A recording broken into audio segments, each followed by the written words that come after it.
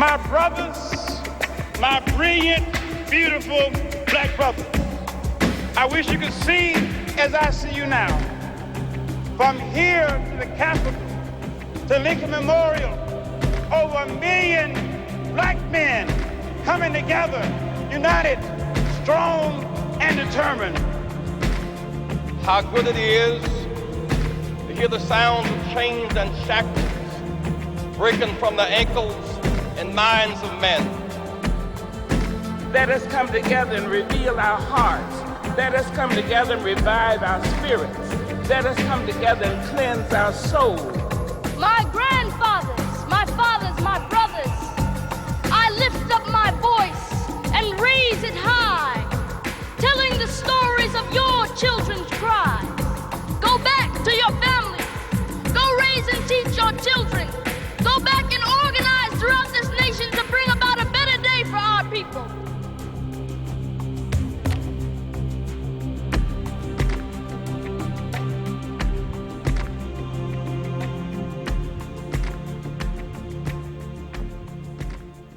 Our nation's capital is rich in American history. For African Americans, the National Mall here in Washington, D.C. is particularly symbolic. This very soil was once a major trading post for slaves.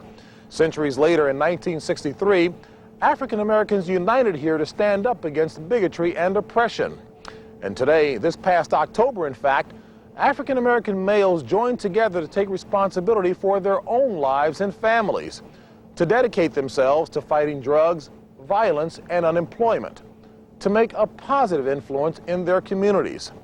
This edition of Faces of Courage will focus on the hope that has emerged here for African Americans in their own communities. Today, you will meet incredible African Americans who are sports figures, making a difference in their communities every day. Sports has been their vehicle to spread hope to their brothers and sisters. Meet today's leaders. Rutgers women's basketball coach Vivian Stringer, the highest paid coach in women's hoops, continues to set new standards for women on and off the court. Chess mastermind Maurice Ashley teaching his brain game to Harlem's youth. The pioneers of American baseball, the legendary athletes of the Negro Leagues, two sports star Doug Dormu and Kentucky Wildcat Harold Dennis, who have let nothing stand in the way of their dreams. Powerlifter Kathy Roberts, who's reaching out to children and motivating them towards a better tomorrow. And Leon Mitchell and Jesse White, everyday people who take their messages straight to the streets in some of Chicago's toughest communities. Join us for Faces of Courage. Faces of Courage is presented by GMC Truck, coming on strong.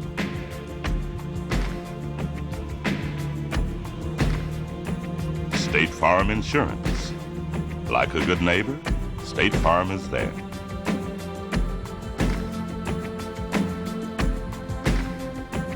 And by Sears. Come see the many sides of Sears.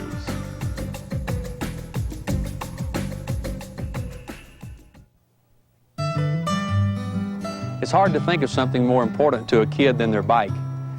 That's why State Farm, along with the help of the Good Neighbor, sponsors the Bike Rodeo, just one of the many safety programs we support throughout the country. It's where we give kids a lesson in bike safety to help make sure their bikes are in good condition and to teach kids to ride more responsibly. Because at State Farm, we want to make sure children are safe no matter where their bikes take them. State Farm is there. Imagine a dishwasher with a self-cleaning filter that makes hand-rinsing your dishes obsolete. Imagine, too, if that same dishwasher held more knives and forks and adjusted to handle whatever you needed to clean. And if it could do all of this quietly, it would be this dishwasher, Kenmore, proven to clean better than any other. Shouldn't you consider the brand that's already at work in over 1 out of 2 homes in America? Kenmore. Come see the innovative side of Sears. If you let me play. If you let me play sports. I will like myself more. I'll have more self-confidence. If you let me play sports. If you let me play. If you let me play. I will be 60% less likely to get breast cancer. I will suffer less depression. If you let me play sports. I will be more likely to leave a man Would beat If you let me play. I'll be less likely to get pregnant before I want to. I will learn. I will learn what it means to be strong. To be strong. If you let me play. Play sports. if you let me play sports. This is no accident, and neither is this. Insurance fraud involves everything from staged accidents to arson to false medical claims, and it cost policyholders and their companies $18 billion last year. State Farm has long been a leader in the fight against fraud, and now we're working even closer with law enforcement agencies to help prosecute these criminals, because when they get away with fraud, everyone pays.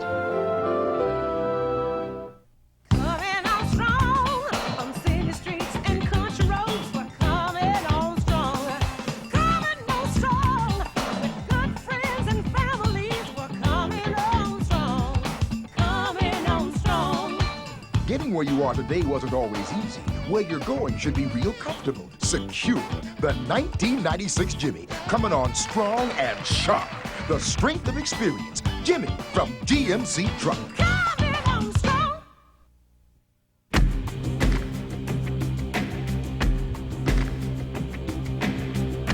Faces of Courage is brought to you in part by GMC Truck.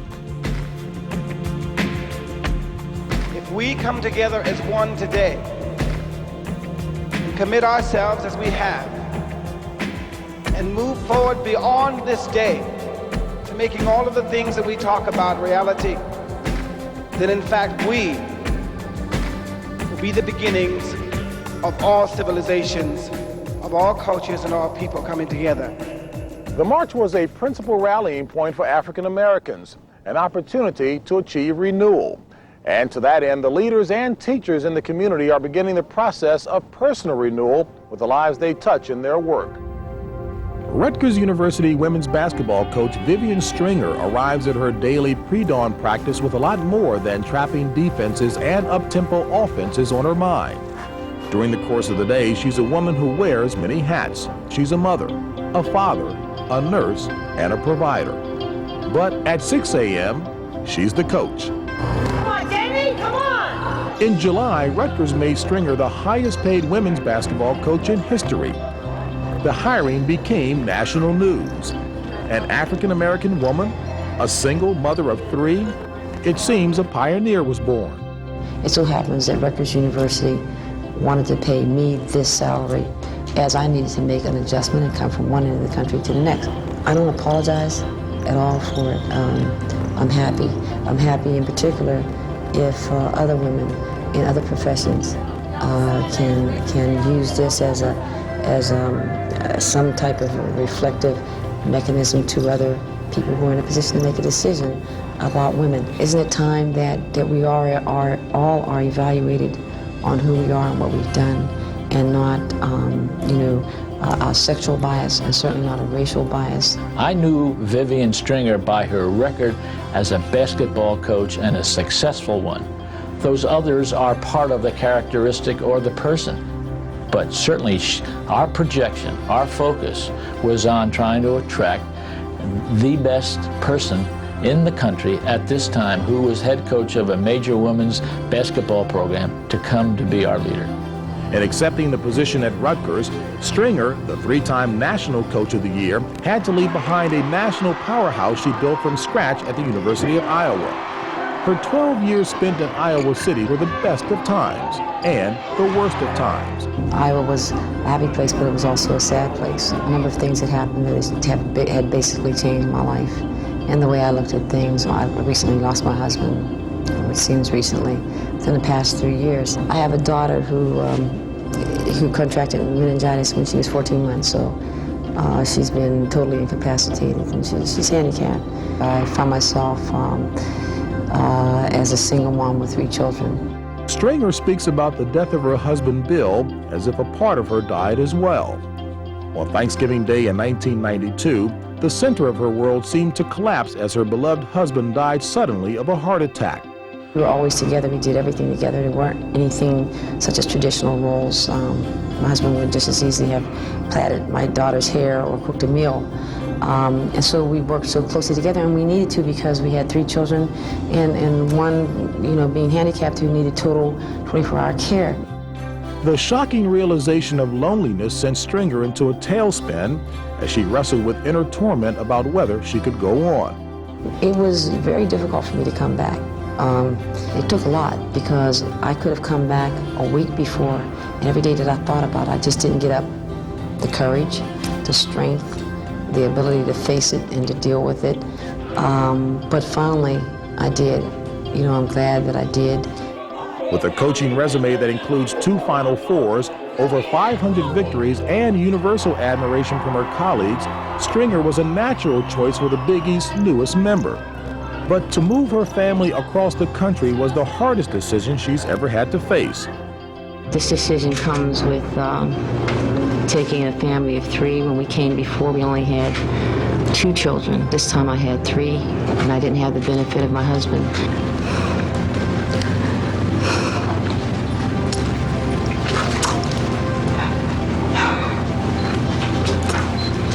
I just want to start over. It was a personal decision that I would make basketball be fine, but basketball was not the issue.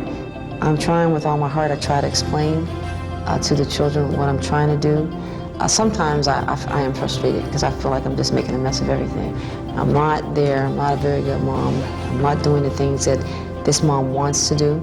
The only place that has remained a constant for Stringer over the years is between the white lines. Coaching has become her catharsis. To me, to see a well-played game, the passes that are made and the defense that is there, it's like being a conductor of a great symphony. I feel the symphony.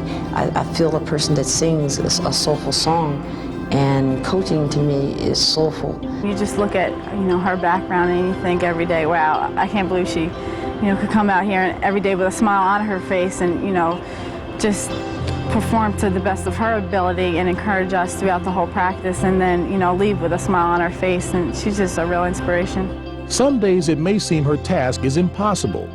Rebuild a team, raise a family, and resolve the memories of the past tragedies.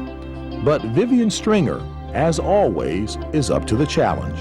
I'm running as fast as I can, and just trying to keep your head above water. And the only thing I can do is trying to be first, the best mom that I can be. And then second, to be honest with you, to be the best coach. I won't say that it's easy, but I'm sure I come up short. And I just keep praying and working at it and seeing, what I can do. In the inner city, where gang warfare is unfortunately the battle of the day, this brilliant young man whom you're about to meet is taking his brain game to the streets, challenging kids to a new kind of warfare of the mind. Chess is life and death. Chess is patience and concentration. Chess is focus. Chess is dealing with all the problems that might face you. For Maurice Ashley, the game of chess is his life. In chess, you will find life secrets. The mysteries of life really are unlocked on the chessboard. The 29-year-old Ashley learned the game as a teenager when he would constantly lose his lunch money to Brooklyn street players. An avid sports junkie, Ashley quickly fell in love with the competitive power struggle that the game possesses. We whipped out the chessboard and played till it was dark. Man, we used to hang out. I used to miss my train going home because we were playing chess until the last second. It was like, when are we gonna finish? This game's too good. Wait a minute, let's finish this game. And there were even times when my mom had to send somebody for me because I didn't have any money, and I was supposed to take the train home and I didn't have any money. Since then, Ashley has blossomed into the strongest black chess player in history. He's an international master on the verge of becoming the first black grandmaster. I'm 2 steps away from that at the moment. And that's the thing that's gonna be like my ultimate drive in chess. If I become a grandmaster, I'll be extremely proud. It doesn't say much, really, to be called the best black.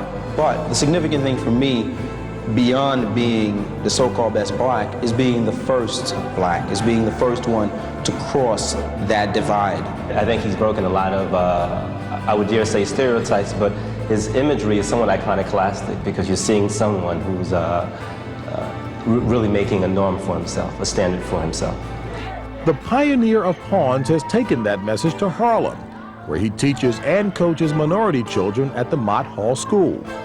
To get kids interested in the game was a checkmate. A lot of people think inner city kids, chess, is some strange combination. It's not. The kids eat it up. The kids, some people ask me, how do you get kids excited about chess? I don't. I put a chessboard down and tell them the rules, and the kids are all over the game. They're excited by the fact that it's a game. This bishop is attacking the king. This bishop is pinning the knight to the queen. They're ripping into the position. And they know when they come to my class, they better be correct. They better come correct because I'm about good ideas. You're going to see in this game how strong this bishop becomes. Become extremely powerful. All right? The best thing you can ever teach a child is striving for excellence. Striving to be the best that people can be. Not win or lose. It really is how you play the game. He doesn't put pressure on you if you don't do good, and he says to always learn from your mistakes. And he gives me more confidence because I lost many games, and then I always get mad, but he told me never to get mad because at least I learned something. Inner city schools and chess championships usually don't go together. But what Ashley and his team of Dark Knights has accomplished speaks volumes about their unparalleled determination. The kind of impression it makes on their peers, on their parents, on the teachers is so dramatic that it helps these kids to become more confident in themselves. In 2 years, Maurice Ashley brought this team to a championship, and it has done incredible things for our children. Ashley hopes that as he takes chess into the mainstream, people will not look at the sport as something Grandpa used to play. The sport itself is extremely exciting. Chess is it's a wild game. It's as crazy as football. It's as aggressive as football. It's as fast and wild as basketball. It's as tense as the bottom of the 9th inning in a baseball game with bases loaded. Along with his teaching and professional chess career, Ashley is one of the most sought-after television analysts for the sport. The John Madden of chess, as he's known, travels around the world broadcasting national and international tournaments. Talking about Game 14, Kasparov was totally busted, but he really showed what kind of a true champion he was, coming back and even winning that game. The game is a war. It's two sides with even forces trying to crush each other. In any battle that's trying to conquer space and take somebody's king, there's going to be violence. There's going to be some rough stuff going on, and that's what I try to communicate to an audience. Ashley feels that he is indeed a pioneer of the sport, a Renaissance man of sorts. You see, there is a method to his chess madness. I've been able to cross the barrier and show that it is possible for African Americans to succeed in something that's not physical. One of the most important things I could do, not for chess, but for African Americans, was to show in my little way what we could do as a people using our minds. As we continue to honor America's faces of courage, we'll meet the pioneers of American baseball.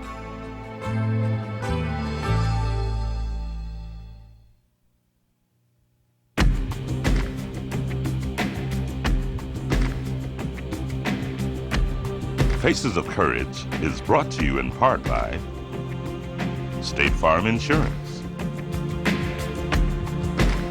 I pray that my multiracial and international friends will view this gathering as an opportunity for all men, but primarily men of African heritage, to make changes in their lives for the better.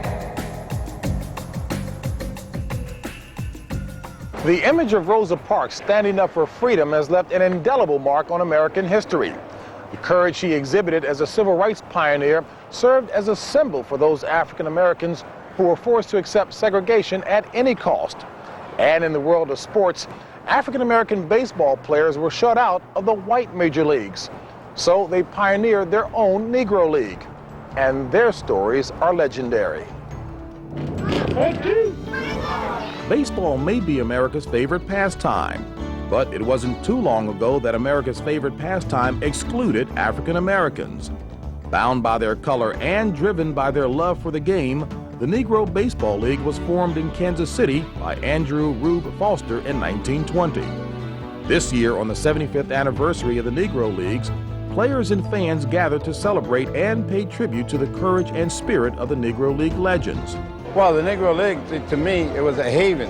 When I was like other American boys, I dreamt of being a Major League Baseball player playing the World Series. When I was 17, they told me I couldn't because I was colored, and I hated it. And that's the worst thing can happen. But then I learned about the Negro League, and I started playing there, and I played, had competition, and I believed, hey, this is great. America was a racist society, and so, you know, it had never had any African-American players in it, and they just wanted to keep it that way. But yeah, I'm sure, I tend to think that the major leaguers probably were more willing to have them play because, you know, a lot of respect, it gets earned on the playing field. When these guys were trying to get in baseball, they knew about the Constitution, and of course they were turned down in 1915 or around 1918, but they never gave up. They constantly came back, and they came back. I loved the game of baseball. I didn't look at colors of players. My hero was Hank Greenberg. I just knew ball players. And when they told me I couldn't play because I was colored, I mean, that hurt. I said, huh? I said, I'm an American. It's inspirational. Because many of them, they were just before their time, in a sense. And we still had prejudice and discrimination a great deal in those days. And so they never were fully appreciated, although many of them got to play against major league ball players and did very, very well. Everything was first rate in the majors. Everything was third and fourth rate in the Negro League. Despite that, the Negro League players rose to the occasion, and you must, give them credit for doing that. When the Negro League players played against the major leaguers, it gave us a chance to show them that we had talent too. Well, the biggest difference was the comfort of living. See, we traveled on bus in the Negro League. Like in Baltimore, we'd play a doubleheader on Sunday afternoon, get on the bus, drive to Philadelphia, play a game there that night. I think over the last 10 years, the recognition for it all has really come to the forefront now, and it's a rich history. And I don't think that it would have been possible for us to be able to have the opportunity that we have without them working and going through the pitfalls that they had to do to give us the opportunity we have. We always hear about Satchel Paige and Josh Gibson and so on, but I didn't really know the magnitude of the league and what it was all about and what it meant to me. And then each year I played in the big leagues, more and more things started being revealed to me. And I realized that they created a tremendous path for the guys that are successful today. And I'm taken by the whole thing, just to see the faces and to see those guys that have endured so much for us. When you're talking about guys like Leon Day and guys like Oscar Charleston and Satchel Paige and Josh Gibson and Cool Papa Bell, and the list goes on and on and on and on. It was a hell of a legacy. It's a hell of a legacy. Well, everybody knows about Cool Papa Bell, how fast he was, how much talent he had, and what a great outfielder he was. Nobody could beat him going to first base. In fact, one time he scored from first base on an infield hit. That's how fast he was. Josh Gibson's one of the greatest hitters I've ever seen, black or white. He had tremendous power, hit to all fields, and he didn't strike out very much. Great hitter. Rube Foster was just a fantastic pitcher and a great, great manager. He was responsible for the promotion of the Negro League, and he's the one that really started the league. Rube he's the innovator. Leon Day, I put him in the class with Satchel Paige. Very, very fast, great fielder, could hit, run, could play the outfield, could play second base, but more than anything else, he was a great pitcher. If I want to win one game, I'll give the ball to Leon Day. Well, I think that it's been proven, if you look at some of the stats, that these guys would have been able to play anywhere. And, one of the ultimate compliments that I could be paid is for one of these guys, which they've done on several occasions, say that you could have played with us. And that is the ultimate of compliments. Jackie Robinson tonight would be very proud because he was our pathfinder. He was our pioneer. He's the one who got the opportunity made the best of it and made it better for all of us who came along after him. Faces of Courage will continue in a moment. My definition of a good neighbor is someone who's there ready and willing to help you at your time of need. That's why State Farm is proud to work with many organizations like Neighborhood Housing Services. I think State Farm supports organizations like NHS because they help an old neighborhood become new again and alive again. And I see people that are certainly, they take pride in ownership of where they live. I've seen the results, and I've seen what can happen in a community with the combined efforts of NHS and State Farm.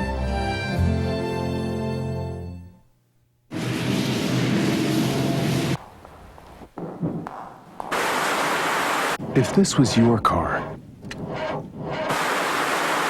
if this was your daughter, wouldn't you feel safer knowing this was your battery? The all-new Die-Hard battery at Sears. It's the next generation of Die-Hard, the longest lasting ever. Don't trust your family to anything less.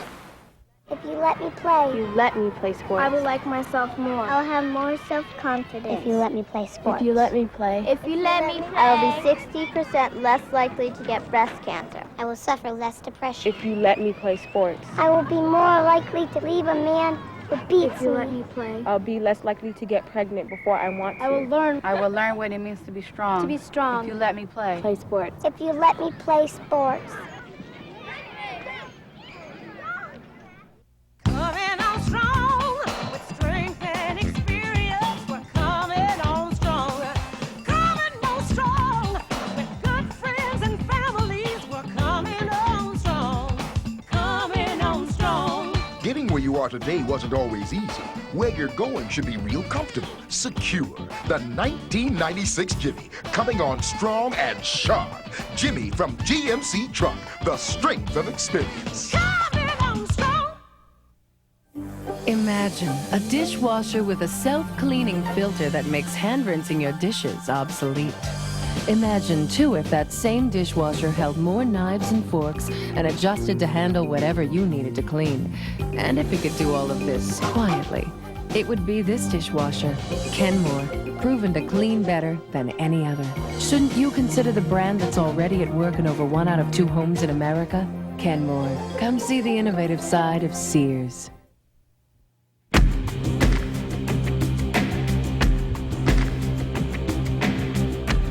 Faces of Courage continues with the pride of Chicago's inner city, the Jesse White Tumblers.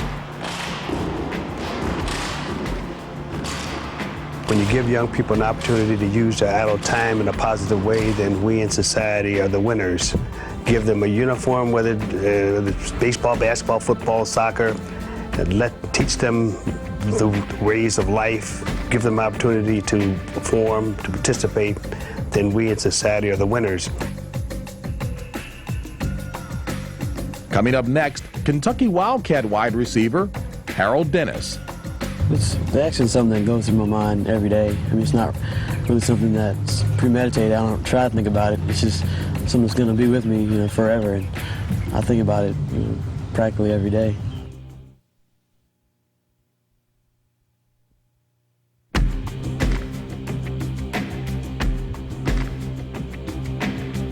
Faces of Courage is brought to you in part by GMC Truck. My father, you must shape the vision of tomorrow. But in order for that vision to become a reality, you must rededicate yourself to a new beginning. Go back to your family. Go raise and teach your children. Go back and organize throughout this nation to bring about a better day for our people. Young Allende Baptiste is a shining example of the promise and hope that sprang from the march. This spirit of kinship and community is evidenced in the stories of these dynamic members of the community who are making a difference. How many of you been listening to your moms and dads? Oh, okay. If the future rests in the hands of our children, then Kathy Roberts is shaping that future every day. We have to realize, we as adults, we have to put more time into the children and teach them positive things. A world champion powerlifter, Roberts is on a one-woman crusade to motivate children to stay in school and make tomorrow's world a better place. Children are our future, and if someone, doesn't look out for them, we're going to be living in a terrible world. Children means a whole lot to me. There were a lot of things when I was growing up I didn't have.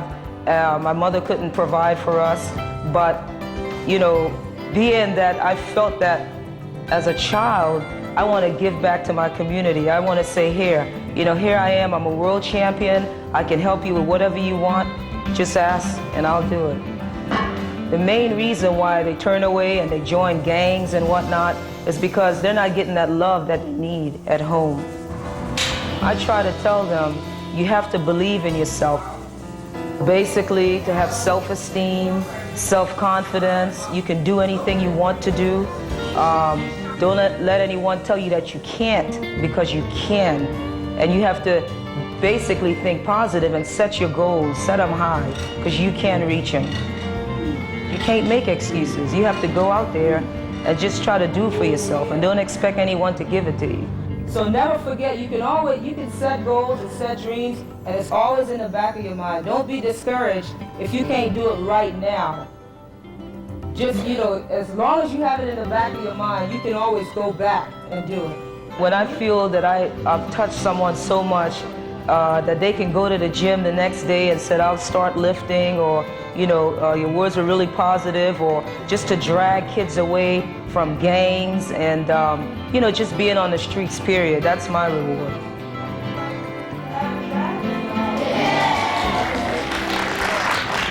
On the south end of town, we have a lot of vice lords and vice lords and Four Corner Hustler activity. They own that side of town pretty much. Where we're going now is over on Simpson. Simpson is controlled by disciples. Growing up in a rough neighborhood often forces young people to make a name for themselves with either a gun or basketball. For police officer Leon Mitchell, he chose both. I joined a gang at a very early age in the south suburbs in Chicago, and went to a party, and one of the guys that came with me got shot, and I immediately decided that gang activity wasn't my forte in life, so I started playing basketball as a way to avoid gang activity and the drugs, and basketball saved my life. He was just a wonderful player here. He's a fierce competitor. He always seemed to do what was needed to be done. After a promising junior college career under now Purdue head coach Gene Cady, Mitchell transferred to the University of Wisconsin-Green Bay, and it was there that Mitchell received an education in more than just basketball. I graduated from the University of Wisconsin-Green Bay with a degree in urban analysis. I was a city planner, and I thought I would change some of the conditions in the community I grew up in by doing city planning work, and gradually got pulled into the police work, and right away it felt comfortable. I knew that was a spot. Life after basketball for Mitchell brought him right back to where he started. I think that if you come out of a community, and particularly a poor community, you owe something to that community, because if you didn't get something from that community, you never would have been successful in the first place. And I think my community had a lot to do with sending me to Green Bay and helping me having the fortitude to stick it out and graduate. There's a saying in the African villages that it takes a whole village to raise a man. And that's true for Robbins. I think Robbins had a big hand in raising me. And I owe them. I still owe them. I'm a certified juvenile officer, and I'll tell you, it's one of the most toughest positions to work in police work, because you're dealing with crimes against kids. And that's a very sensitive area. I used to say to myself in the early phases of working the youth crimes that if I can just make the world a little safer for the kids, that theme is what we talked about a lot in youth, is that we're here to make the world a little safer for the kids. If we can do that, I think you end up making it a better place to live.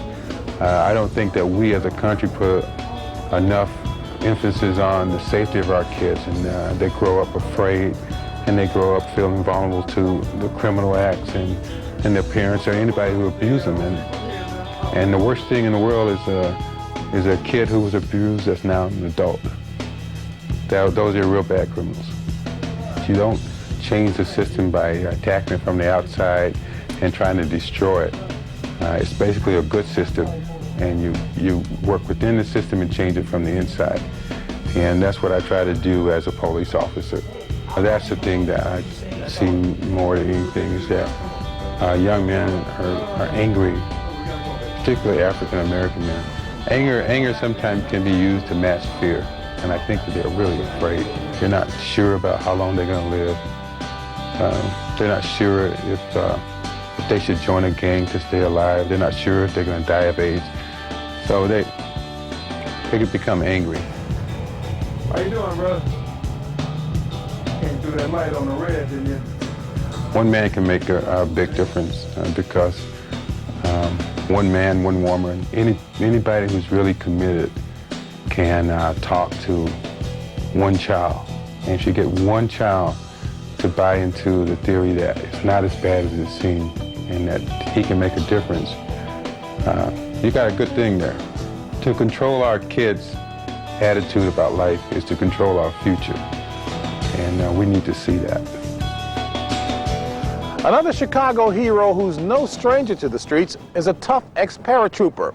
He has been helping kids out of the ghetto for 35 years and showing them how to reach for the stars. Okay, wing it. While it may not be easy to teach poor inner-city kids how to dream about the future, one man has made it his goal in life to do just that. I'm in the business of trying to save lives and save our youth, because these young people will be our future. They will have the responsibility for running this great country of ours. The question is asked, can one person make a difference? You bet. Okay, gentlemen, let's get high without the boots and spices. I try to instill in them the fact that education is paramount. After tumbling, there's still life. And if you are to fit into society today, you have to be well educated. Jesse White, an ex-paratrooper, school teacher, and professional baseball player, has been using his tumbling squad for over 35 years as a vehicle for Chicago kids to get off the streets. When you give young people an opportunity to use their idle time in a positive way, then we in society are the winners. Give them a uniform, whether it's baseball, basketball, football, soccer, and teach them the ways of life, give them opportunity to perform, to participate, then we in society are the winners.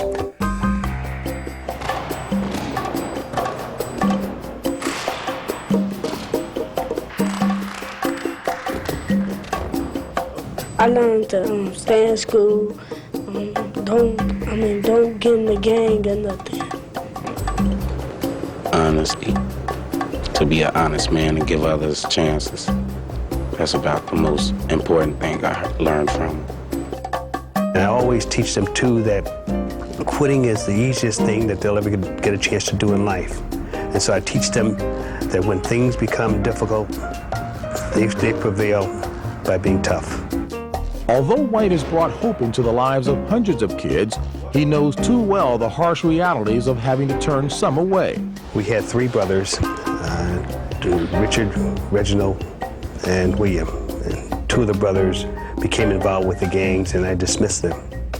And shortly thereafter, one of the brothers was shot and killed. The other brother shot and killed someone who he thought had killed his brother and is presently incarcerated. When it gets to the point where I have to dismiss a youngster, it means that the kid has run out of room. I have admonished him, guided him, counseled him, gone the extra mile. And when it's time for me to give the kid the door, then I have to pray for him, because I cannot continue to have a person who may be disruptive or who may have violated my rules and regulations, which are encased in cement, to continue in my program.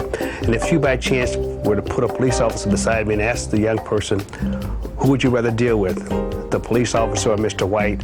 And they'll quickly say, give me that police officer. It's called tough love. It's also juvenile delinquency prevention at its best.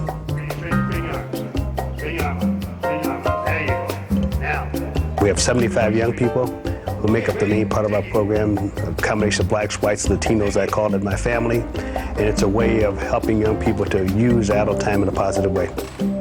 I was raised without a father, so Mr. White was like a father. As a dedicated public servant, Jesse also serves his community as the Cook County Recorder of Deeds. Everything that I am today and everything that I hope to be in life, I owe to someone, and so it's called Give Back. I was successful in becoming a professional baseball player, attending college, being a paratrooper, being a lawmaker. Now I'm the Cook County Recorder of Deeds. All of those things and more came by way of someone patting me on the back, opening a door, giving me some encouraging words. And so I feel as though it's my duty to give back.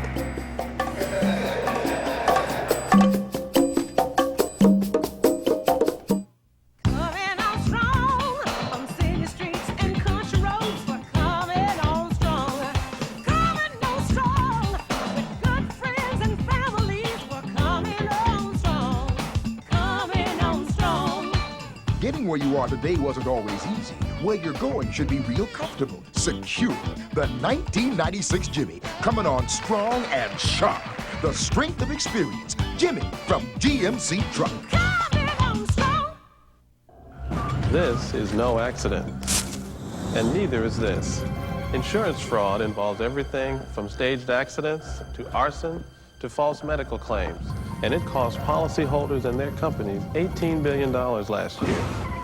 State Farm has long been a leader in the fight against fraud, and now we're working even closer with law enforcement agencies to help prosecute these criminals, because when they get away with fraud, everyone pays.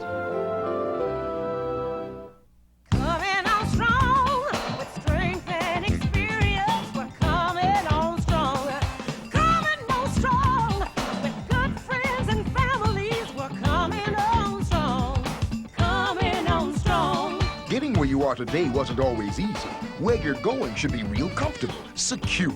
The 1996 Jimmy, coming on strong and sharp. Jimmy from GMC Truck, the strength of experience.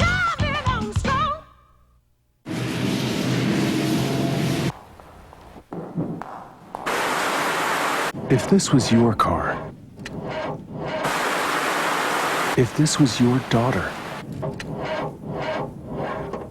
wouldn't you feel safer knowing this was your battery? The all-new Die-Hard battery at Sears. It's the next generation of Die-Hard, the longest lasting ever. Don't trust your family to anything less.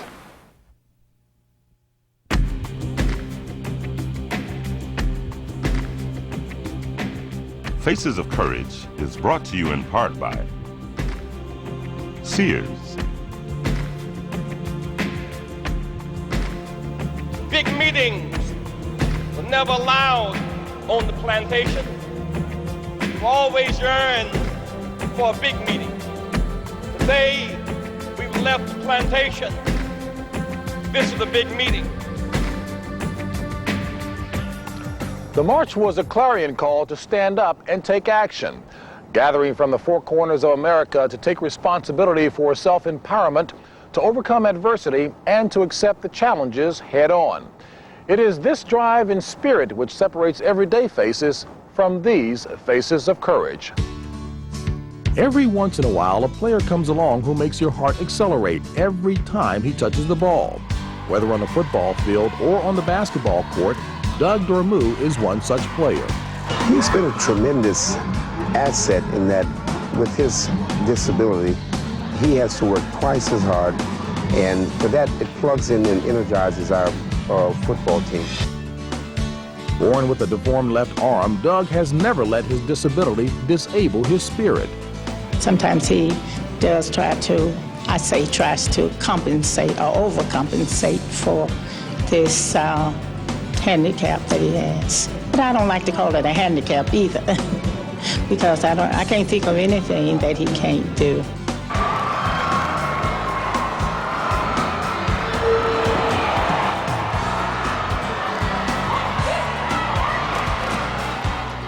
My mother always said that I was athletic. That's why she never thought about when I was a handicap. She said I didn't really have a handicap because I had a brain to do what I had to do.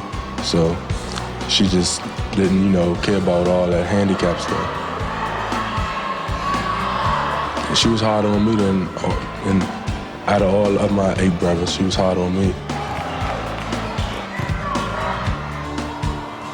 As a starting fullback at Theodore Roosevelt High School in Washington, D.C., and captain of the basketball team, Dormu is an unstoppable two-sport star. I think it's important when you have somebody who, you know, who really wants to win very badly and who's willing to pay the price and do the things you need to do to win.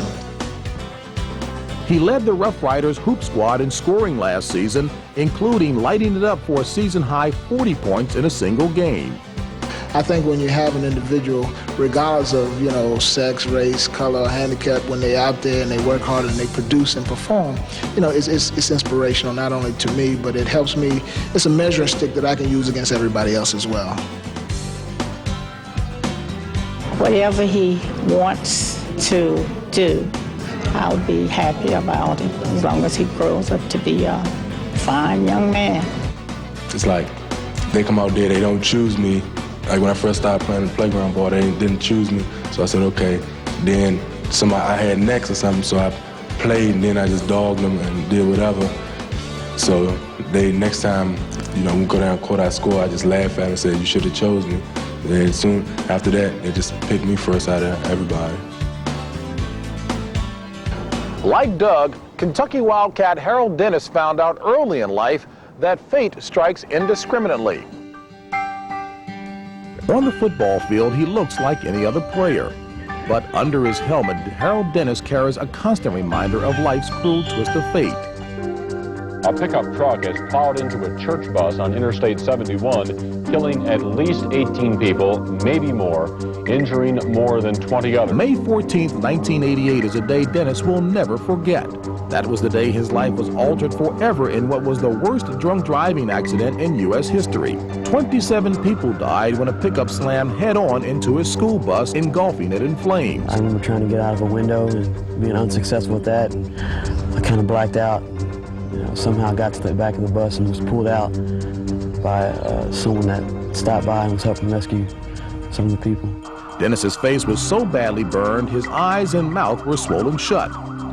Placed on life support, it wasn't until later that he found out how severe his injuries were. One of the nurses had showed me a mirror, and for the first time when I got a chance to see, she wasn't supposed to show me the mirror, and I got a chance to see my injuries to my face, and that was a pretty sad moment in my life. With remarkable courage, Dennis forged on.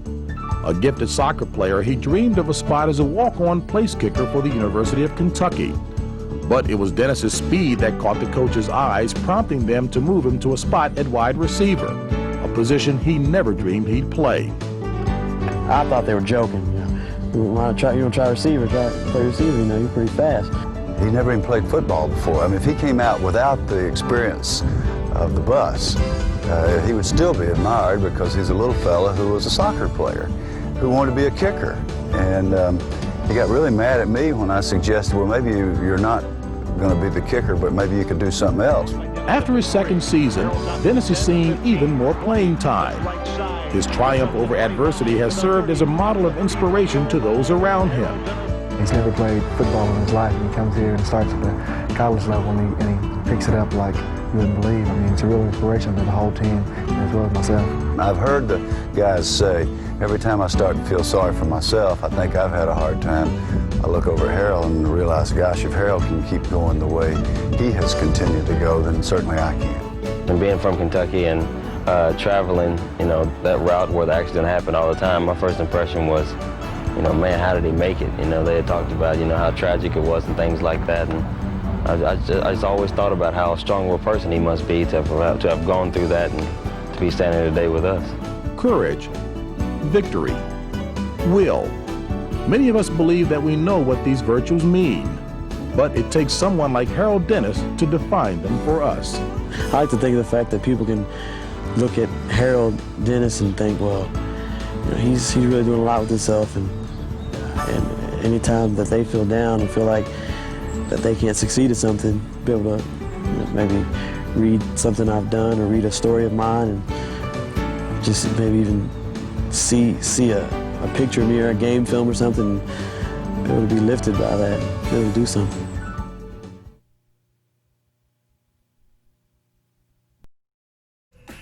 If the march taught us anything, it's that we have the power as a people to shape our own destiny. That if we strive for renewal, we can begin the process of nation building and self-empowerment. And that one person truly can make a difference. I'm James Brown, and thank you for watching. And join us next time for more Faces of Courage.